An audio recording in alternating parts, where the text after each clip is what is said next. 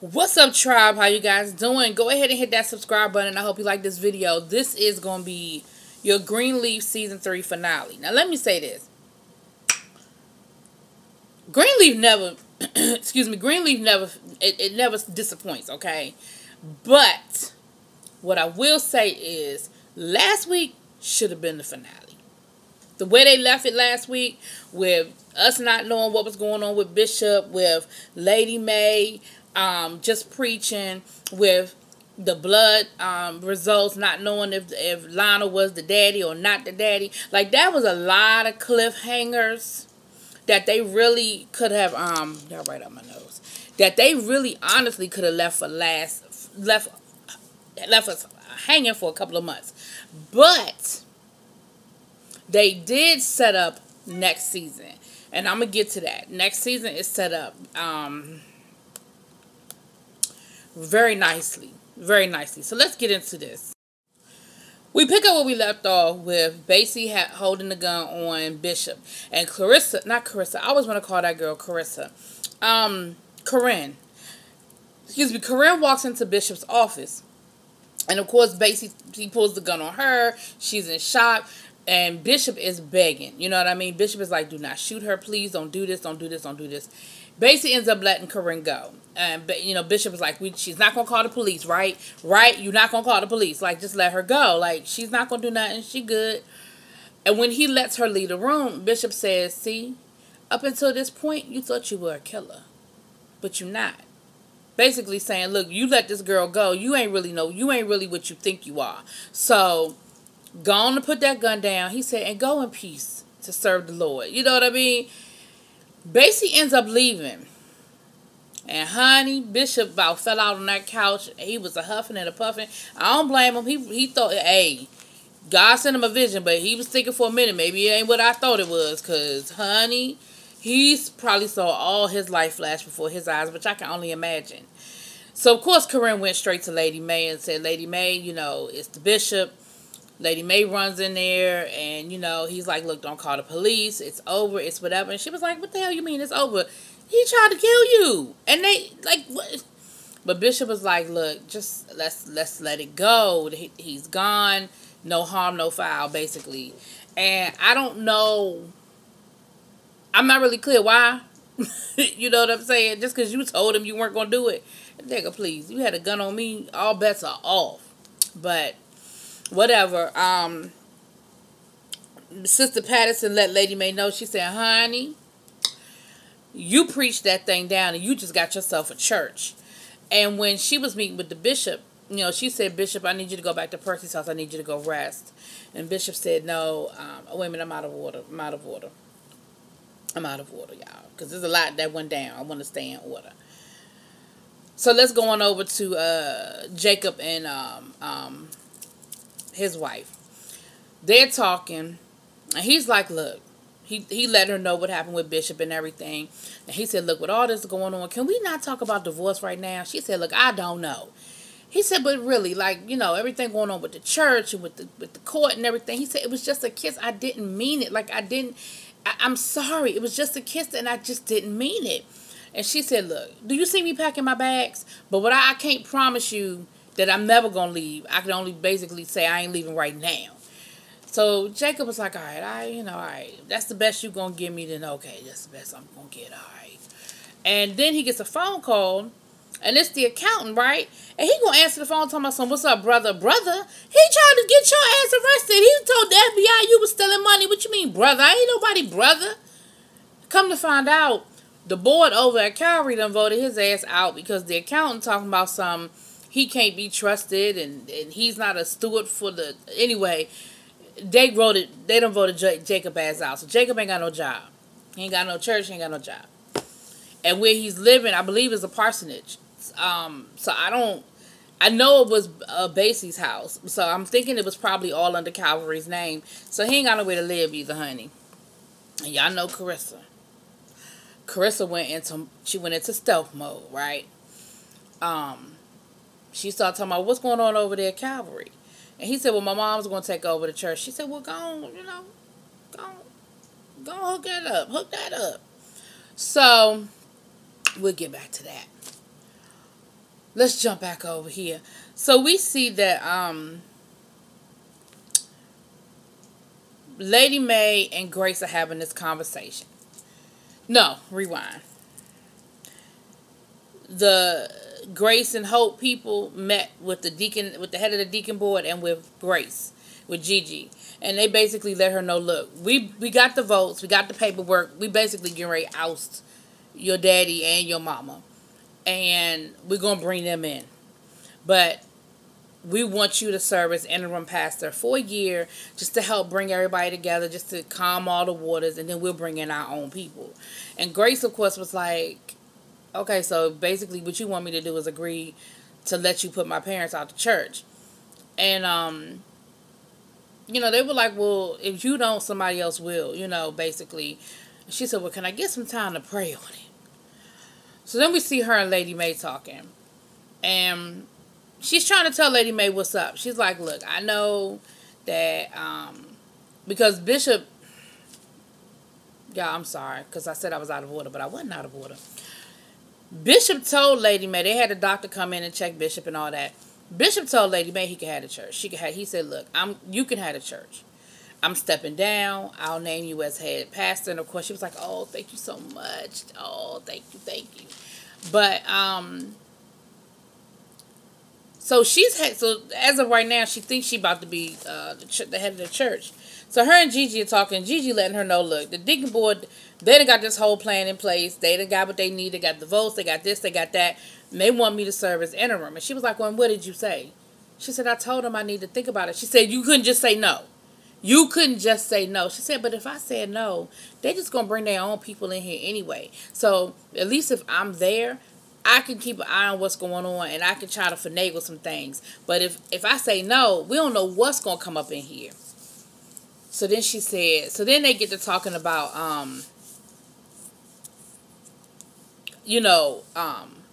somehow or another, Gigi brings up, she didn't come right out and say it, but basically she was talking about, the way you treat me. She said, you have always pushed me away. You have always treated me, and if is this why? Because I was a reminder of your sin. And Lady Mae was like, look, what I'm not about to do, I'm not going to do this with you. You know how she is. Lady Mae she cold. And Lady Mae was like, look, I ain't getting ready to do this with you. I ain't getting ready to sit here. You're not going to make me feel bad. You're not going to make me feel ashamed. Like, I have enough of that on my own. Like, I'm not going to allow you to put more on me. And she said, if you expecting a whole lot of I'm sorry's and hooting and hollering, like, you ain't about to get that. Like, it is what it is. It happened. And, like, can we just leave it where it is? Like, she said, look, I'm not going to walk around living a lie. Like, I'm not going to do it. And Lady Mae was like, of course you're not. Like, of course. Because she said, well, we got a blood test. Honey, that stopped Lady Mae right in her tracks. I'm sorry, that stopped her right in her tracks. And she said, we got the blood test. Lionel's my daddy. Honey. So she was like, what you going to do with it? Basically, all right, you got the ammunition. How you going to use it? She said, look, I'm not going to live a lie. I haven't figured out yet, me and Aaron haven't figured out yet how we going to work this whole thing out. But I'm not going to live a lie. She said, so, she said, let me tell Bishop. She said, all right, I'll give you some time to tell Bishop, but if you don't, I will. So now Lady Mae knows she got this thing over her, even in the midst of, she got this thing over her. So next thing we see the deacons meeting with Lady Mae, Bishop, and Jacob. Because Jacob done went over there looking for a job, right? Because, they done stole his church. And he don't really have a whole lot.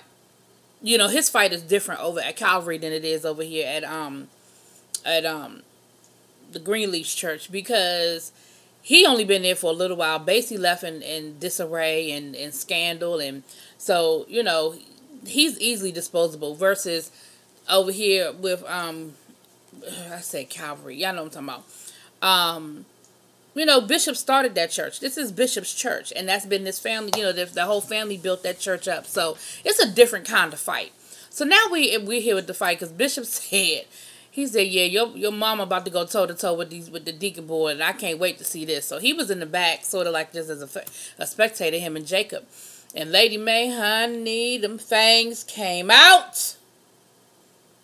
Lady Mae told that the head deacon, the woman, you know what I'm talking about, the little woman that always scurrying around, told her, she said, Satan, she said, you are Satan walking around here in a bad pantsuit. I said, honey, no, she didn't. She said, a bad pantsuit. She laid that woman out. And, she, of course, they were going back and forth. She talking about something, your family has been running this church however they want to run it, and they've brought scandal to this church, and we finally gonna get somebody in here that can run this church the way it needs to be run. And Bishop is in the back, he just a spectator, because he said, look, I'm retiring, I'm handing the church over to Lady Mae, so you're gonna have to fight that fight with her. And honey, y'all know Lady Mae, them things came out, and her and Lady Mae, they was going back and forth for a minute. And Lady Mae got a couple of good ones in there. Like I said, the devil in the pantsuit was a good one. So like I said, they were going back and forth for a good minute. Another good one Lady Mae got in there. She said, you riding around in Daddy's car with just a learner's permit. I said, oh shit, I'm about to use that one. That was a good one. But when it was all over said and done, the head of the deacon board, she pulls out the paperwork, which basically they done already passed a referendum. They got a petition with over 1,000 signatures on it, basically supporting what they want to do. So it's pretty much a done deal. There's really nothing in this battle, because it ain't over, but there's really nothing in this round that really can be done. So Lady Mae takes the paperwork and she walks out, and Bishop tells her, he said, you know what? He said, if you want to beat me up, go on, beat me up. He said, but she doesn't deserve that. And he lets her know, basically in no uncertain terms, you might have won this battle, but the war is not over.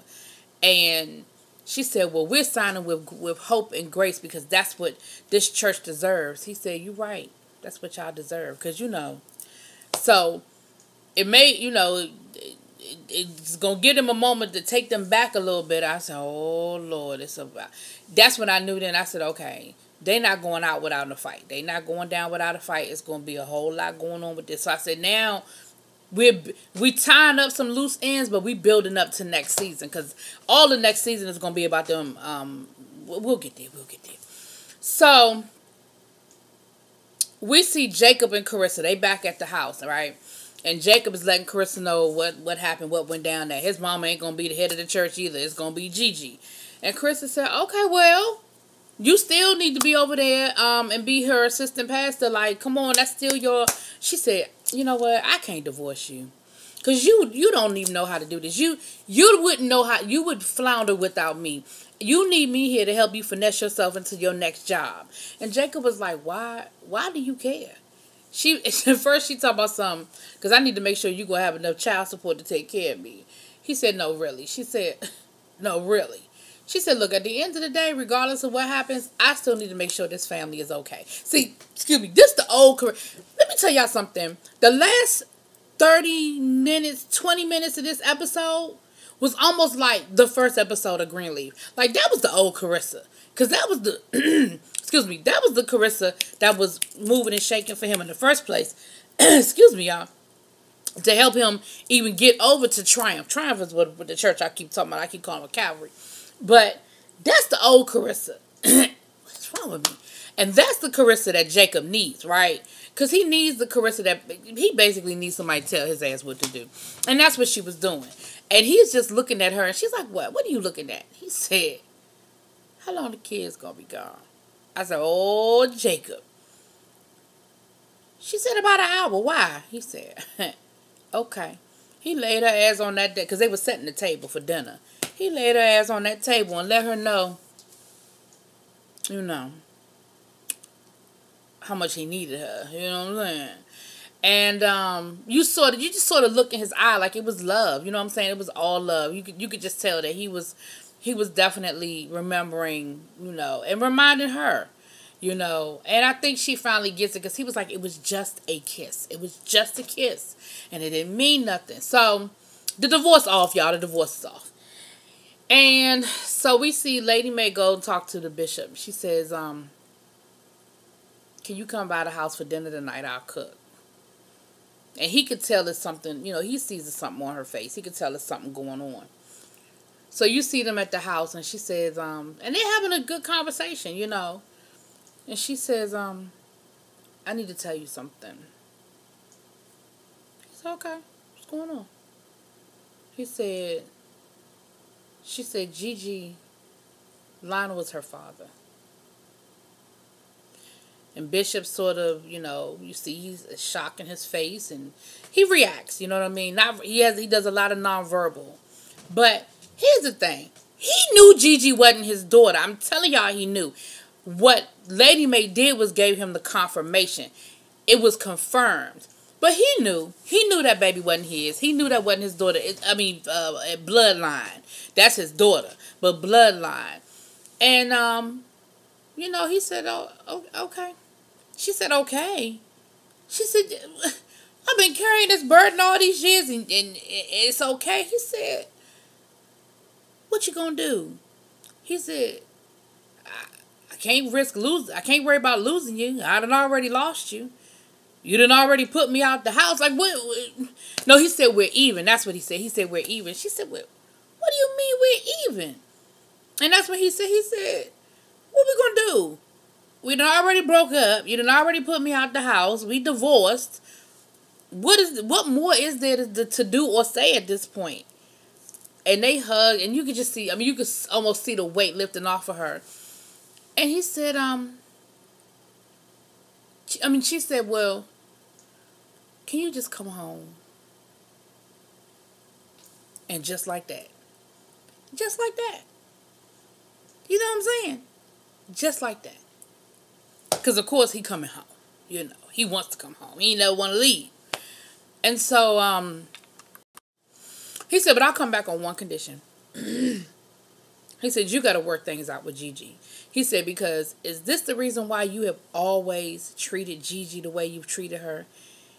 She said, she's just so stubborn. He said, no, from birth, you have treated her like this. He said, and as far as the stubborn, y'all more like than maybe you want to admit. And she just kind of laughed like, yeah. He said, but no, seriously. He said, it's no need for me to come back if we're not going to be a family. He said, so I'm not going to come back unless you and Gigi work some things out and y'all really sit down and try to process.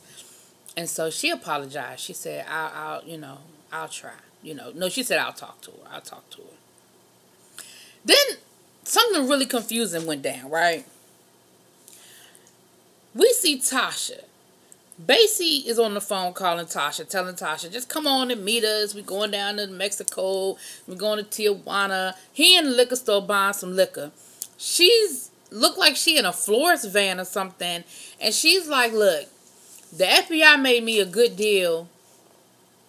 And I can't mess that up. And I'm like, I'm confused.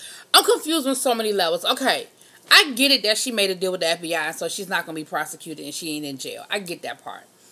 But is she working for a florist? Is she a party planner? What the hell is she doing with the van? I don't know that part. The second thing I'm confused about is they don't have her phone tapped or anything. Like, they have to know. Like, the FBI is not watching her look. Because if Basie is still on the loose, him and Rochelle are still... because when she told the story, they have to be looking for Basie and Rochelle at this point, right? So they just... I'm confused. You're going to sit here and tell me that the FBI, CIA, police, whomever is not tapping her phone or watching her because thinking that Basie is going to at some point make some kind of contact with her. So they are just on the phone having this crazy conversation. And she done sat there and told this man, yeah, I done turned you into the FBI. I done told on you. And he's still talking about something, I love you and I want to be with you and you just my woman. That whole situation, I don't get. I'm confused. So he's in there buying his liquor. He gets off. She tells him, bye, Basie. Bye, Basie. So he's buying his liquor. And this big old linebacker is standing behind him. And he needs some odd. Like his total comes to like $40.17 or something like that. And the dude puts 17 cents on the table. And Basie turns around and looks at him. And you see recognition come over him, right? Where he... recognizes, okay, this is one of the people looking for me. And he kind of gives him the nod, and dude is like, yeah, that's me. And so Basie comes up out the liquor store, Rochelle outside waiting for him. He gets in the car. He was like, drive. She said, did you get my gin? He said, if you don't drive. And so she takes off, and this big ass SUV full of dudes chases after them. That's the last we see of them. So I guess we'll find out what happened to them next season. But it don't look like it ain't looking good for them. The DA that was handling Lord Coralie's case had to step down. He got Me Too'd. And so it's a new DA that's going to probably be a little more understanding or lenient in Coralie's case. So that's going to work out. Aaron comes by to talk to Grace. Come to find out, Lionel left Grace $3 million. So even if all this hadn't come out, some questions would have been asked. Because I know if I was a bishop, I'd be wanting to know why my best friend leave my daughter $3 million. Didn't leave his son nothing. Didn't leave none of my other kids anything. So some questions would have been asked anyway. So Grace, of course, is like, I don't really like do you want it? You know, she told Lionel, you want it? I mean, Aaron was like, nah, you know, he didn't respect me, and he, you know, he didn't respect who I was, you know, when he was here, so I don't want his money now, you know. And Grace is like, I don't really want it either. And I'm like, here's my number. You can call me. I'll take all of it. But, so then we see Grace meet with the people from Grace and Hope. And dude is spending a whole lot. I think that's Bo. Y'all know what I'm talking about, the actor. He's spending a whole lot of minutia, and Grace knows it. And Grace is sitting there like, this is some mess. This is some minutia. So she already peeping their game. But of course, again, her thing is, I'd rather it be me at the head than some stranger that they bring in. So she's gonna play their game. But we'll get there. We almost there, but we gonna get there. But again, she don't trust none of them. She's sitting there, and the guy's like, you know, normally this would be a really hard interview, but, you know, you've been spoken so highly of. I hear that you're a prophet. I hear that you preach so well. And, you know, your main job is going to be to bring unity to the church. You know, your job is going to bring the church back together after all of this strife. And, you know, we need you in there for a year. To, you know, can you do that for us, Grace? Can you do that? And Grace is like,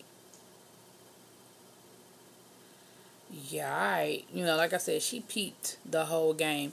And she goes and talks to her daddy, and she lets him know. She said, look, something ain't right with them. And Bishop said, don't trust them. You know why you in there. You know what you're going to do, but don't trust them. She said, no, I don't. She said, Daddy, because she don't know if Bishop knows yet. She don't know if Lady Mae done told her. She don't really know where and if Lady Mae did tell him, where does she stand with him? Like, you could tell she's very apprehensive. And so she says, Daddy, I want to help you, because the IRS is calling, because, of course, now the money he thought he paid off, he ain't pay off, so he still owed him that money. And she said, Daddy, I got some money. I've come into some money, and I want to help you out with that bill. He said, well, where'd you get this money from? She said, you got to agree to take it. Like, I need you to take this money. I want to help. I just want to take this burden off of you. And Bishop is complaining that he's still not feeling well. Like, after the gun situation with Basie, he still ain't feeling right. And he says to Gigi, he said, look, he said, in this family, we move by faith, not by flesh. He said, in the spirit, you are my daughter. You are still my baby girl. You have always been my baby girl. I said, oh. And so you could see, and then they hug and everything. So you know, so that's that. And she gonna give him the money. I mean, he never said he would or wouldn't take it, but she gonna pay that damn bill off. Because she was like, you can take the money. I don't need it. I said, okay, Grace not needing the money. I mean, who don't need $3 million? Hell. So then we see Bishop giving his last sermon. You know, he's announcing to the church his retirement and everything. And he preached on Moses and how Moses wasn't allowed to go into the promised land. And he said, you know, I always felt bad for Moses. I always felt, when I saw that scripture or read that scripture, I always felt like, well, daggone, you know, Moses led his people all those years. And then when he finally got to the promised land, he was not allowed in. And I always wondered, what is it that he could have done that was so bad to God that God said he couldn't come in. He said, but now I have a different perspective. He said, now I understand that Moses stood on that mountaintop and was proud that he took his people there, that he got his people to the promised land, and there was a sense of pride there. So I said, okay, Bishop flipping it on him, flip, flip, boom. And so he got done preaching, and he's getting his little standing ovation, and the church is clapping, and he's winking at the kids and doing his little, and he falls out, right? He gets weak, and he literally falls out. And he said it's his heart. And, of course, all the kids run to him, and the grandkids and Lady Mae. And he said, God gave me a vision. He said, this is it for me. He said, this is how I'm going to die. He said, God showed me that. And, of course, they're like, no, hell no. This ain't how you going to. But they didn't say hell no. I'm saying hell no. So, next thing you know, the screen goes black. And then we see Zora and baby girl. And they're talking. And Zora's saying, they're saying, let's not ever let anything come between us again. And Zora's is telling her, she's got to go take some special classes so she can graduate on time. And she's in therapy to try to figure out why she ever even dealt with this fool. And she said, but I think I'm going to go to New York. I think I'm going to try out for Juilliard. I think I want to get into acting. She said, because, with this personality, So they, you showed them, and that was that. And then we go back over to the church. Go back over to the house, and we see that Jacob is talking to his mama. He wants to move back home because, like I said, he don't have nowhere to live no more. And Grace is walking around. They all have on dark clothes, right? And they're getting ready for a big family dinner, and Lady Mae goes to talk to Grace, and Grace says, well, talk to Grace, and she tells Grace, she says, look, she said, your dad wanted me to talk to you. She said, we don't have to do that today, Mama. She said, no. She said, your dad wanted me to talk to you. She said, and I just want to let you know that I'm here to help. Whatever you need from me, I'm here to help you. Excuse me, because, of course, Grace is the head of the church now. And so there's a moment. And then we see Charity coming down the steps with Aaron and her ex-husband. I can't think his name. And, they have a moment. And Grace is talking to Aaron and says, so is this the day, are we going to let the family know what's up, that we're half brothers today? And she said, no, this is about celebrating Daddy. So, no, this isn't the time to do that. So, we see her look up at the family portrait and reflection. So I'm like, so the whole time I'm thinking, Bishop ain't dead. But now I'm starting to think, Bishop dead, right? And then you see them going into the living room. And again, it takes me right back to like the first couple of episodes of Greenleaf, when they would have these family dinners and all this hustle and bustling would be going on, and they arguing and cussing each other out, whatever, at the dinner table. And you see Clarissa is yelling at Zora, talking about, son, where you been? Don't you walk off without telling me where you going? And, you can see she's still real nervous and protective over Zora. But Zora takes it in stride. You know what I mean? She gets it. Like, all right, I get it. My mama, she's still tripping a little bit because I ran away for a while, And you see Grace come in, and you see Lady Mae come in, and she sits at the head of the table. And I said, oh. And again, everybody got on black or dark blue. And I'm like, is Bishop dead? What is going on? And they fussing, they get to fussing. And then you hear Bishop come in.